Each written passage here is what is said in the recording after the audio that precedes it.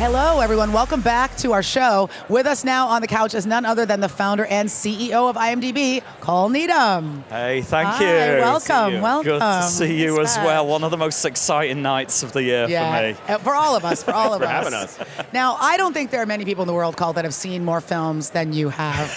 So what? You told me last year, and it was just an insurmountable number of films. It's now more than 12,100. Wow. Including all 92 Best Picture winners so far. Wow. And I've seen all this year's nominees, so I'll be 93 for 93 by the end of the That's evening. impressive. So what are two of your must-watch Best Picture All right, films? I think I'm gonna pick a classic and a more recent one. Oh, good. So my more recent one would be The Shape of Water. Love that. Which won the year of one of our viewing parties, and I leapt out of my seat when that one won. I saw it, I was at the premiere in Toronto. I ended up seeing it in the theatre where it was shot. So it's kind of like has such special meaning for me, that film. And when it won Best Picture, it just made my night. I think it's a real movie lovers movie, and I can't wait to see Guillermo's next movie as well. God, so maybe here next year. Yeah. What's your classic one? My classic is Alfred Hitchcock's Rebecca. Oh, sure. 1940 Best Picture winner. The only Hitchcock film to ever win Best Picture. Wow. But because he was not producing at that time, the Oscar went to David O. Selznick instead of to Hitch. That year, there were 2 Alfred Hitchcock movies nominated for Best Picture because Brief Encounter...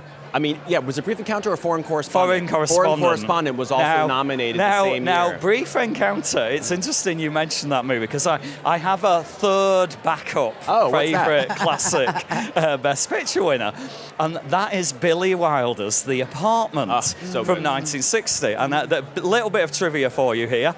So The Apartment came about because Billy Wilder saw Brief Encounter, and it messed with his head. It's like, what kind of person lends their apartment out so that people can have illicit affairs in their apartment? Because there's a line in Brief Encounter where he says, I borrowed the flat from a friend. And so that was weighing on Billy Wilder's mind. That led to the creation of the plot of The Apartment. That's incredible. Which won in 1960. What about you, Aisha? What are some of your favorite Best Picture winners of all time? I wish that I had the encyclopedic knowledge of film that both of you. I'm a film lover. I'm a film lover and a filmmaker. And I'm a filmmaker. But all of my films are relatively current. So my pick was Unforgiven. Oh, sure.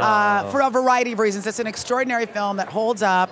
But I also love the narrative of how that movie got made, because it took Clint Eastwood a very long time to get the funding for that film. Right. Almost a decade. People were telling him Westerns are over. No one wants to see these kinds of films anymore. Yeah. This genre's dead. And he was able, when he finally made that movie, to make a great Western in the tradition of that specific genre, but also one with all of these modern, important, incisive sociological themes. Yeah. It's a great movie, top to bottom, big ideas inside. It's beautiful. And it also was a metaphor, I think, for his own career at the time. Who he was and what he was leaving behind. So it's a perfect movie. I love it every time I watch it. And I did have a second pick, which was Moonlight, which is just a perfect film, and everybody should watch it. It says so many important things about who we are, about black men in America, about self-perception, about embracing yourself, and about how hard it can be for people to come to terms with who they are. And it's just beautiful. The acting in it is exquisite. So great. I just saw Andre Holland last night, and he's like, I can't listen to any more compliments. Leave me alone. Well, if my favorite Best Picture winner is my favorite movie of all time, which is All About Eve, from 1950, written and directed by Joseph Mankiewicz, starring Bette Davis, Anne Baxter, George Sanders, one of the best characters of all time, Addison DeWitt, just so sarcastic and great, and a relatively unknown Marilyn Monroe was in that one too. Yeah. So I highly recommend watching that one whenever you get the chance. It's very, very clever. If we have 45 guests on, we can nearly get the whole set of Best Picture winners. We could do it. I love that. You've done quite well. Seen all of them. Well, if you out there cannot decide what to watch next, you can head over to IMDb's new homepage. Congratulations, Call. It's designed to help entertainment fans find what to watch and where to watch it right now, whether it's in theaters, on TV or streaming. So make sure you check that out. That's very cool. It's nice to have a cheat sheet of what to watch. I love it because it's a combination of personalized recommendations just for you, fan favorites so you can see what everybody's watching, and then browse the streaming services. Then also, importantly, find showtimes in cinemas because that's a great place to see a movie. Yep. Yes, it absolutely is.